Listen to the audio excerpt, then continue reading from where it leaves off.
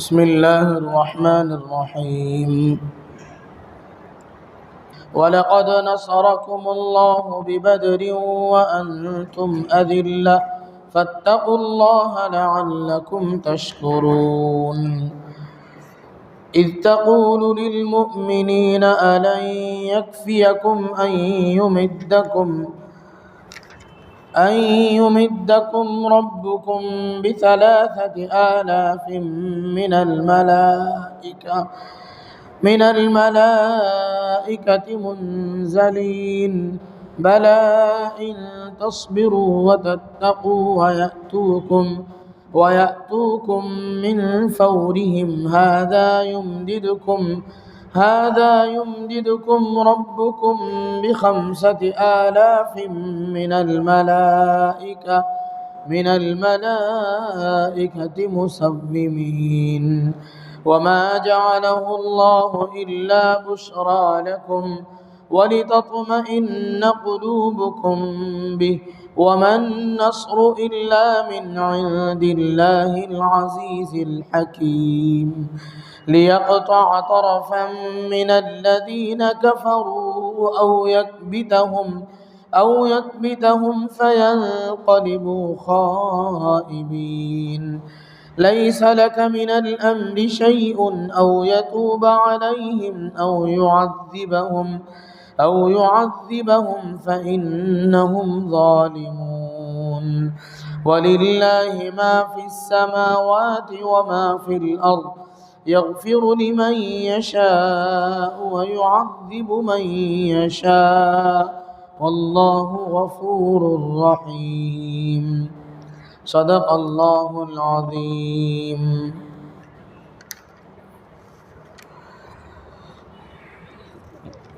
لقد نصركم الله ببدر وأنتم أذلة فاتقوا الله لعلكم تشكرون. اور تمہاری مدد کر چکا ہے اللہ بدر کی لڑائی میں اور تم کمزور تھے، سو ڈرتے رہو اللہ سے تاکہ تم احسان مانو. اذ تقول للمؤمنین ألن يكفيكم أن يمدكم ربكم ب3,000 من الملائكة منزلین. جب آپ کہنے لگے مسلمانوں کو کہ کیا تم کو کافی نہیں ہے تمہاری مدد کو بھیجے تمہارا رب 3,000 فرشتے آسمان سے اترنے والے. بلا ان تصبروا وتتقوا ويأتوكم من فورهم.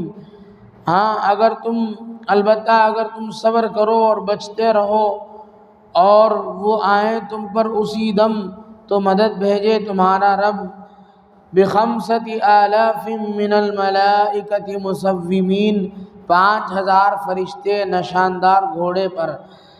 وما جعله الله الا بشرى لكم ولتطمئن قلوبكم به. اور یہ تو اللہ نے تمہارے دل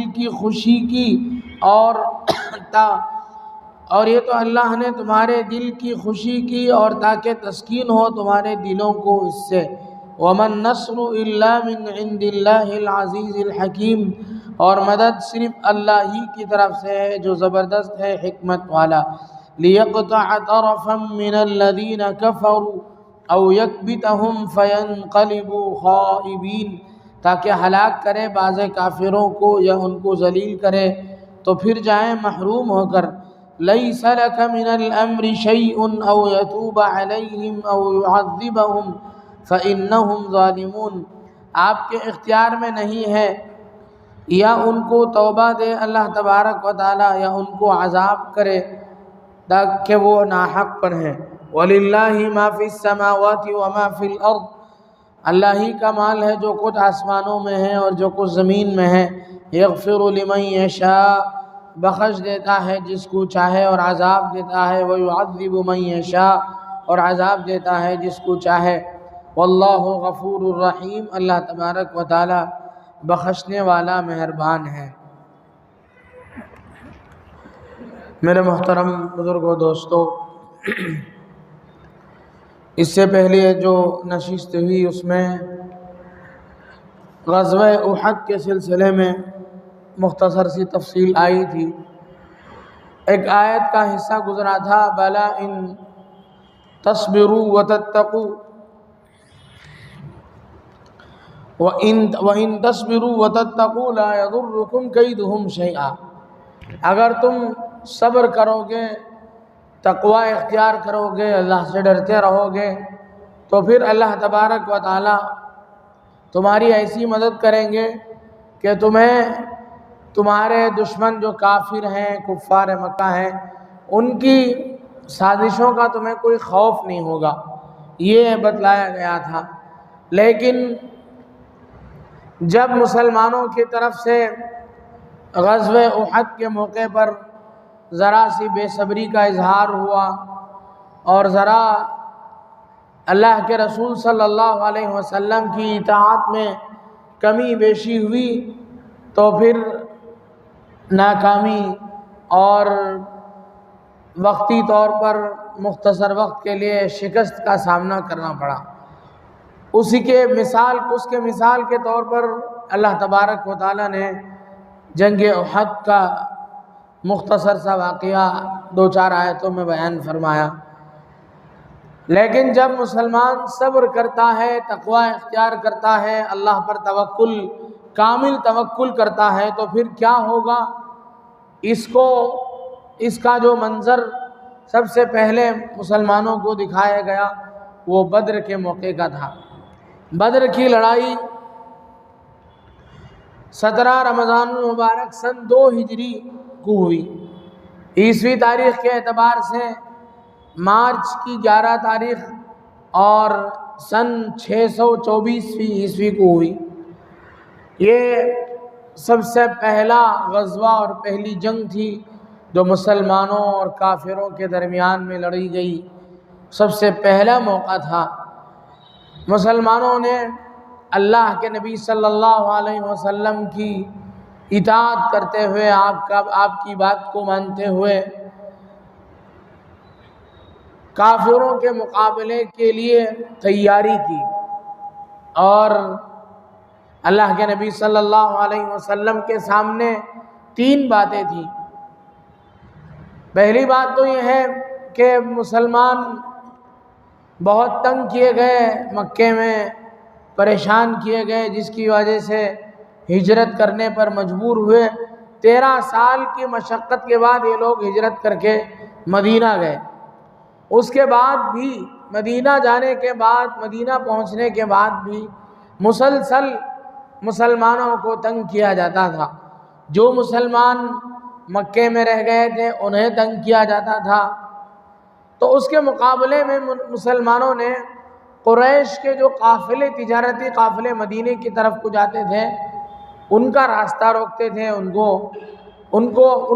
اس کے ذریعے سے بدلہ لیتے تھے۔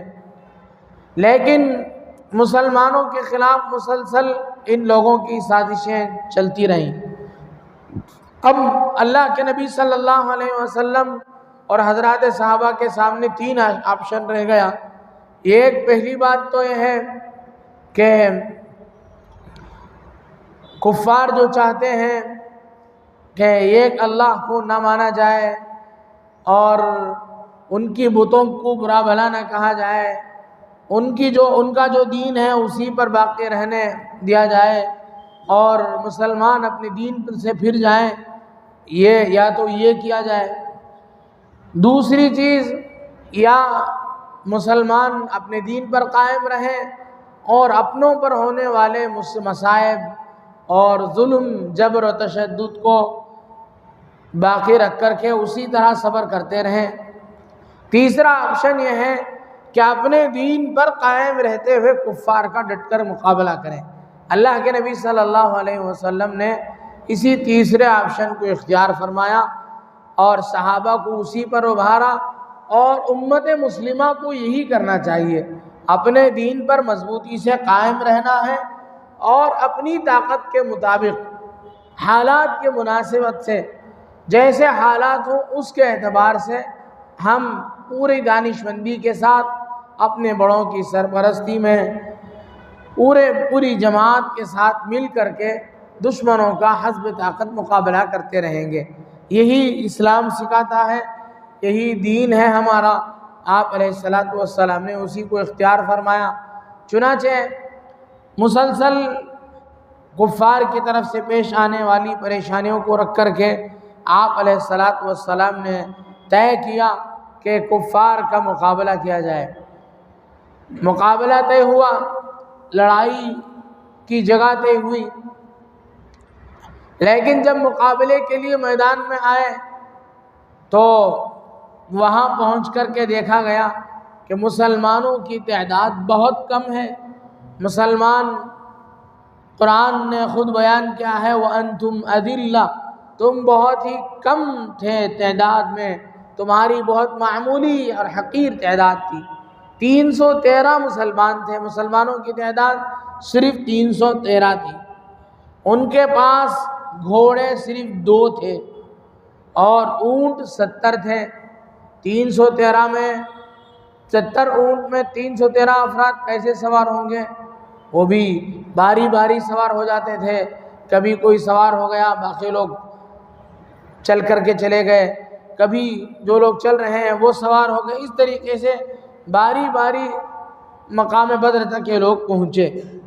تو بہت ہی بے سر و سامانی، ایک طرف تو خود کمزور اور اپنی تعداد بہت کم، دوسری طرف ادھر جب دشمن کی طرف دیکھتے ہیں تو وہاں ان کی تعداد ہمارے مقابلے میں 3 حصہ زیادہ، 1000 کی تعداد میں وہ لوگ تھے، 300 کے مقابلے میں 1000، 3 حصہ، 3 گنا زیادہ ہے۔ تو مسلمانوں کو بڑی پریشانی ہوئی، مسلمانوں نے اللہ سے مدد مانگی۔ قرآن کہتا ہے سورہ انفال میں اس کا تذکرہ ہے، قرآن مسلمانوں نے کہا، قرآن نے کہا اذ تستغیثون ربکم، جب تم نے اپنے اللہ سے، اپنے رب سے مدد مانگی، اللہ اس کو پکارا، فاستجاب لکم ربکم، تو پھر اللہ تبارک و تعالیٰ نے تمہارا جواب دیا، تمہاری بات کو قبول کر کے بِأَلْفٍ مِّنَ الْمَلَائِكَةِ مُرْدِفِينَ، اللہ نے 1000 فرشتوں کو اتارا۔ 313 یہاں تھے اور اپنے سے 3 حصہ دشمن کو دیکھتے تھے، تو کم از کم ان کے برابر تو ہوتے تو ہمت ہوتی، تو اللہ تبارک و تعالیٰ نے ان کی تعداد کے مطابق فرشتوں کو نازل فرمایا۔ پہلے اولاً یہ ہوا، اس کے بعد پھر اللہ تبارک و تعالیٰ نے مسلمانوں کی تسلی کے لیے ابتداءً یہاں 313 کے مقابلے میں وہ 1000 تھے تو ڈر گئے تھے، تو پھر اللہ تبارک و تعالیٰ نے مسلمانوں کی تسلی کے لیے وہ 1000 ہیں تو ان کے مقابلے میں ان کو ڈرانے کے لیے یہاں کی تعداد میں اضافہ فرمایا، 3000 فرشتے بھیجے۔ فرشتوں کی تعداد کو اللہ نے 3000 کر دیا، 3000 فرشتے۔ اب دشمن دیکھے گا جس طریقے سے مسلمان دیکھ کر کے پریشان ہوئے کفار کو کہ وہ لوگ ہمارے سے 3 گنا زیادہ ہیں، اسی طرح یہ کفار کو ڈرانے کے لیے ہے کہ ان کے مقابلے میں ان کی تعداد 3 حصہ زیادہ ہے۔ پھر آگے اللہ کے نبی صلی اللہ علیہ وسلم نے فرمایا کہ اگر ایک بارگی کفار تمہارے اوپر حملہ کرتے ہیں تو پھر اللہ تبارک و تعالیٰ 5000 فرشتوں کے ساتھ تمہارا تعاون کریں گے، لیکن وہ ایک بارگی حملہ نہیں ہوا۔ اب بات یہ ہے کہ سوال یہ پیدا ہوتا ہے کہ فرشتوں کو جب اللہ تبارک و تعالیٰ نے بھیجا، پچھلی امتوں میں یہ ہوا ہے کہ ایک فرشتہ کافی تھا پوری بستی کو الٹنے کے لیے، اتنی بڑی تعداد میں فرشتوں کو بھیجنے کی کیا ضرورت تھی؟ ایک ہی فرشتہ آتا اور ایک کافر کو اٹھا کر کے پٹک دیتا، ختم کر دیتا سبھی کا کام۔ لیکن بتانا یہ مقصود ہے کہ جنگ میں مقابلہ انسانوں کا انسانوں سے ہو رہا ہے۔ مقابلہ تو مسلمان ہی کریں گے، کافروں کا مقابلہ کون کرے گا؟ مسلمان کریں گے۔ انسان کا مقابلہ انسان کرے گا۔ اب پریشانی ہوتی ہے تو تسلی کے لیے اللہ نے بھیجا ہے فرشتوں کو، لڑنے کے لیے نہیں بھیجا، ورنہ اگر لڑنے کے لیے بھیجنا مقصود تھا تو اللہ کے ہاں فرشتے بڑے بڑے طاقتور ہیں، ایک ہی آن کے آن میں ان کا خاتمہ کرتے تھے۔ تو قرآن نے اس کا جواب خود دیا، وَمَا جَعَلَهُ اللَّهُ إِلَّا بُشْرًا، فرشتوں کے بھیجنے میں در حقیقت ان سے کوئی میدان جنگ فتح کرنا مقصود نہیں، بلکہ مجاہدین مسلمان کی تسلی اور تقویت قلب اور بشارت کی فتح دینا مقصود ہے کہ تم ہی کامیاب رہو گے، اللہ کے فرشتے اور اللہ کی مدد تمہارے ساتھ شامل حال ہے۔ تو قرآن کہتا ہے اِذْ تَقُولُ لِلْمُؤْمِنِينَ أَلَنْ يَكْفِيَكُمْ أَنْ يُمِدَّكُمْ رَبُّكُمْ بِثَلَاثَةِ آلَافٍ مِّنَ الْمَلَائِكَةِ مُنْزَلِينَ، جب آپ کہنے لگے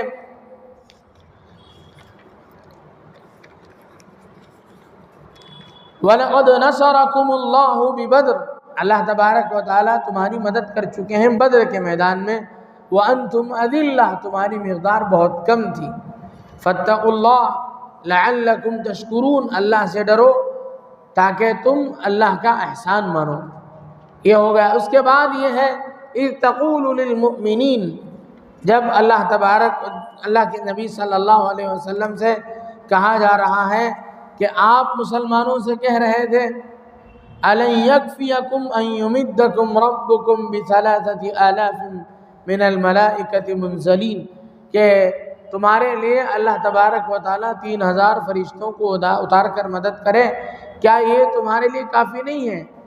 بلا ان تصبروا وتتقوا، ہاں اگر تم صبر کرو گے، تقوی اختیار کرو گے، اللہ سے ڈرتے رہو گے اور اپنے آپ کو گناہوں سے بچاتے رہو گے، اور اسی حال میں تمہارے اوپر فوراً حملہ ہو، وَيَأْتُوكُم مِّن فَوْرِهِمْ، تو فرشتوں کی طرف، کفار کی طرف سے ایک دم حملہ ہوگا، تو پھر کیا ہوگا؟ هَذَا يُمْدِدُكُمْ رَبُّكُمْ بِخَمْسَةِ آلَافٍ مِّنَ الْمَلَائِكَةِ مُصَوِّمِينَ، اللہ تبارک و تعالیٰ تمہاری مدد کے لیے 5000 فرشتے بھیجیں گے۔ آگے فرمایا وَمَا جَعَلَهُ اللَّهُ إِلَّا بُشْرَىٰ لَكُمْ، یہ جو اللہ نے کیا تمہارے دل کی تسلی کے لیے، فرشتوں کے ذریعے سے کفار کا مقابلہ کرانا مقصود نہیں تھا، بلکہ تمہاری تسلی مقصود تھی، وَلِتَطْمَئِنَّ قُلُوبُكُمْ، اور تمہارے دل کو اطمینان پہنچانا مقصود تھا، وَمَا النَّصْرُ إِلَّا مِنْ عِنْدِ اللَّهِ الْعَزِيزِ الْحَكِيمِ، اور اللہ کی مدد جو ہے صرف اللہ ہی کی طرف سے ہوتی ہے، لِيَقْطَعَ طَرَفًا مِّنَ الَّذِينَ كَفَرُوا أَوْ يَكْبِتَهُمْ فَيَنْقَلِبُوا خَائِبِينَ، فرشتوں کا اتارنا تمہاری، جب فرشتے اتنی بڑی تعداد میں اتریں گے تمہارا حوصلہ بڑھے گا، تو پھر کیا ہوگا؟ تاکہ کفار مارے جائیں اور ذلیل ہو کر کے واپس ہوں۔ تو بڑی تعداد میں کفار مارے گئے، 70 افراد کفار قریش اور کفار مکہ کے 70 رئیس، 70 بڑے بڑے سردار مارے گئے جنگ بدر میں، مقابلے میں 1/3 مسلمان، لیکن طاقت اللہ نے اتنی پہنچائی، اتنے طاقتور تھے، انہیں اپنے اوپر اتنا اعتماد اور اتنا کانفیڈنس پیدا ہو گیا تھا، اتنی بہادری کے ساتھ وہ لڑے کہ 313 اور بالکل بے سر و سامان ہونے کے باوجود ان لوگوں نے ایسی فتح حاصل کی کہ دشمن کے 70 افراد کو انہوں نے قتل کیا، اور 70 افراد کو انہوں نے قیدی بنایا۔ یہ اصل میں دل میں ہمت جس چیز کا نام ہے وہ دل میں ہوتی ہے، اور اسی سے آدمی فتح حاصل کر سکتا ہے۔ کافر اس کے لیے سب کچھ دنیا ہے، مسلمان کے لیے اصل تو آخرت ہے۔ اللہ کے نبی صلی اللہ علیہ وسلم نے اور اللہ کے نبی صلی اللہ علیہ وسلم نے جو ٹیم تیار کی تھی، وہ ایسی ٹیم تھی جو اللہ کے راستے میں اپنی جان کا نذرانہ پیش کرنے کو فخر سمجھتی تھی۔ صحابہ کے نزدیک اپنی جان کی قربانی پیش کرنا قابل فخر چیز تھی، صحابہ اپنی جان کی قربانی دینے کو اپنے لیے فخر سمجھتے تھے، اور جان دیے بغیر جنگ کے میدان سے واپس ہو جانے کو اپنے حق میں ذلت سمجھتے تھے. یہ صحابہ کی شان تھی. اب ہم لوگوں نے دیکھا فلسطین کے اس جنگ میں بھی بہت کم تعداد میں مقابلہ کرنے والے بڑی کم تعداد میں رہے. مقابل جو دشمن رہا اس کے پاس تو سارے ہر طرح کے ہتھیار اور ہر طرح کے ساز و سامان، اوپر سے اس کے پاس مخبری کرنے والے، اس کی باقاعدہ اس کی طرف سے نگرانی کرنے والے.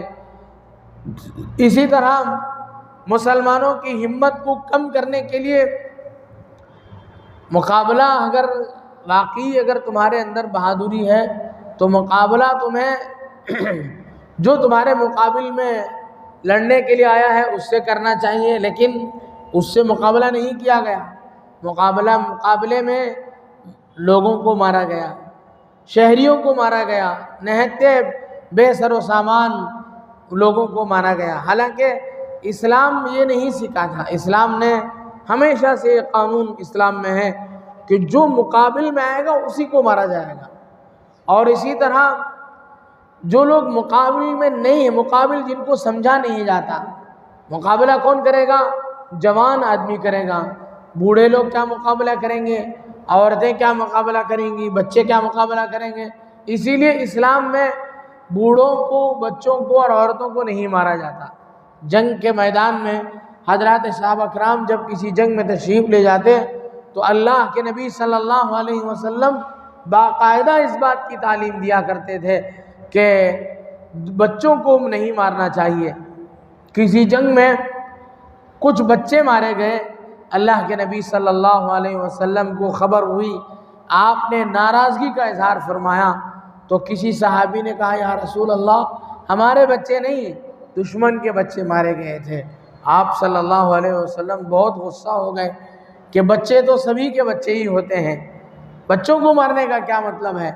خبردار، آئندہ کسی جنگ میں اپنے مقابل میں مقابلہ کرتے ہوئے دیکھ کر کے مقابلہ کرنا، بچوں کو نہیں چھڑنا، چاہے وہ دشمن کے بچے ہوں یا اپنے بچے ہوں. لیکن یہاں ہم نے دیکھا، پوری دنیا نے دیکھا کہ مقابلے میں ان نامردوں نے بچوں کو مارا. 67,000 لوگ مارے گئے، 60 پر 7,000 لوگ مارے گئے، جن میں 18,000 تقریباً ایک تہائی تعداد بچوں کی تھی، عورتوں کی تھی.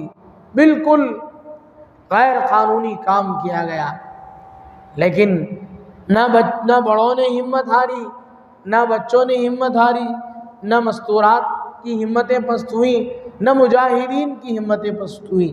سب ہمت کے ساتھ لڑتے رہے. دنیا نے آج دیکھا کہ الحمدللہ جنگ بندی ہوئی، اور اب بھی ایسا خوش ہیں لڑائی کے بعد، جنگ بندی ہونے کے بعد اپنے علاقے کو پہنچ کر اپنی جو بڑی بڑی عمارتیں ہیں ان کی ٹوٹی پھوٹی چھتوں کو دیکھ کر، ان کے مناظر کو دیکھ کر رونا چاہیے، لیکن ایسا نہیں ہے. آپ دیکھ سکتے ہیں غزہ کے چھوٹے چھوٹے ننھے منھے بچے خوشی سے کود رہے ہیں، ناچ رہے ہیں، بچیاں، مستورات سب خوش ہیں. یہ اللہ پر توکل اور اللہ پر اعتماد کی وجہ سے ہے. اللہ پر توکل اور بھروسے کی وجہ سے مسلمان اپنی کامیابی ہر حال میں دیکھتا ہے.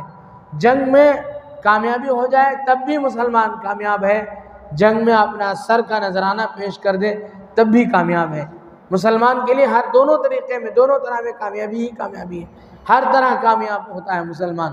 یہی وجہ ہے کہ کسی صحابی رسول کو مارا گیا اور ان کی جان نکلی. جان نکلنے سے پہلے ان کی زبان سے جملہ نکلا، فزت ورب الکعبہ، رب کعبہ کی قسم میں کامیاب ہو گیا. دشمن کو یہ بات سمجھ میں نہیں آئی، دشمن حیرت میں پڑ گیا، یہ کیا ہوا؟ جان جا رہی ہے اور اپنی زبان سے کہہ رہا ہے کامیاب ہو گیا. تو اسے سمجھایا گیا کہ مسلمان کی اصل کامیابی آخرت کی کامیابی ہے. جس نے اپنی جان کا نذرانہ پیش کر دیا اس کی آخرت کے کیا کہنے، اسے آخرت میں اللہ تبارک و تعالی خوب مالا مال کریں گے. اصل کامیابی تو اس کی یہ ہوئی. یہی وجہ ہے کہ اس زمانے کی مستورات صحابیات اپنے بچوں کو بھیجتے ہوئے جنگ میں باقاعدہ تاکید کرتی تھی کہ تم لڑائی میں جانا اور واپس نہ آنا. مجھے فخر اس وقت ہوگا جب لوگ کہیں گے کہ یہ 3 شہیدوں کی ماں ہے، 4 شہیدوں کی ماں ہے. میرا سینہ اس وقت میں اس وقت خوش ہوں گی اور میرا سینہ اس وقت اونچا ہوگا، میرا سر اس وقت اونچا ہوگا اور میرا سینہ اسی وقت خوشی سے بھرے گا. تو یہ حضرات صحابہ کرام کی زندگیاں تھیں، اور اللہ پر مکمل توکل اور بھروسہ کرنے والے ایسے ہی ہوا کرتے ہیں. تو مقابلہ ہوا اور 70 کفار مارے گئے اور 70 کو قید کر لیا گیا، اور بڑی فتح اور بڑی کامیابی جنگ بدر میں ہوئی. اللہ تبارک و تعالیٰ نے مسلمانوں کو فتح عطا فرمائی. تو یہ اصل میں فتح تھی. آگے جو آیت ہے جس میں فرمایا گیا لیس لک من الامر شیء او یتوب علیہم او یعذبہم فانہم ظالمون، اس میں پھر دوبارہ جنگ احد کا تذکرہ ہے کہ اس آیت کا، اس جملے کا سبب نزول کیا ہے. اللہ کے نبی صلی اللہ علیہ وسلم کو جنگ احد میں جب مسلمانوں کو ہلکی سی شکست ہوئی، درمیان میں مسلمان مغلوب ہوئے درمیان میں کچھ وقت کے لیے، اس وقت نبی کریم صلی اللہ علیہ وسلم پر بھی حملہ ہوا اور آپ کے دندان مبارک شہید ہوئے. آپ کی زبان سے جملہ نکلا کہ وہ قوم کیسے کامیاب ہو سکتی ہے جو ایک نبی پر حملہ کرتی ہے، ایک نبی کو مارنے کی کوشش کرتی ہے. تو اس وقت اللہ تبارک و تعالیٰ نے فرمایا لیس لک من الامر شیء، تمہارے اس اختیار میں یہ چیز نہیں ہے کہ اللہ تبارک و تعالیٰ انہیں معاف کرے یا انہیں عذاب دے. اللہ تبارک و تعالیٰ وہ ظالم ہے، اللہ تبارک و تعالیٰ انہیں دنیا میں ہی عذاب بھی دے سکتے ہیں یا انہیں معاف بھی کر سکتے ہیں. اللہ کے نبی صلی اللہ علیہ وسلم کے ساتھ، اللہ کے نبی صلی اللہ علیہ وسلم پر بھی اس کا اثر ہوا کہ ہلکی سی جو چوک ہوئی اس کی وجہ سے پورا نظام خراب ہوا جنگ احد میں. آگے اللہ تبارک و تعالیٰ فرماتے ہیں شکست ہو، فتح ہو، سب کچھ اللہ کی طرف سے ہے. وَلِلَّهِ مَا فِي السَّمَاوَاتِ وَمَا فِي الْأَرْضِ، اللہ ہی کا سب کچھ ہے، زمین میں ہے جو بھی، آسمان میں جو بھی ہے. يَغْفِرُ لِمَنْ يَشَاءُ وَيُعَذِّبُ مَنْ يَشَاءُ، جسے چاہتا ہے معاف کرتا ہے اور جسے چاہتا ہے عذاب دیتا ہے. واللہ غفور الرحیم، اللہ تبارک و تعالیٰ مغفرت کرنے والے ہیں، گناہوں کو بخشنے والے ہیں. یہ مختصر سا خلاصہ ہے ان آیات کا. اللہ تبارک و تعالیٰ سے دعا ہے کہ اللہ تبارک و تعالیٰ ان آیات کے ذیل میں جو باتیں کہی گئیں، کہنے والے کو بھی سننے والوں کو بھی عمل کی توفیق نصیب فرمائے. آمین. وآخر دعوانا الحمد للہ رب العالمین.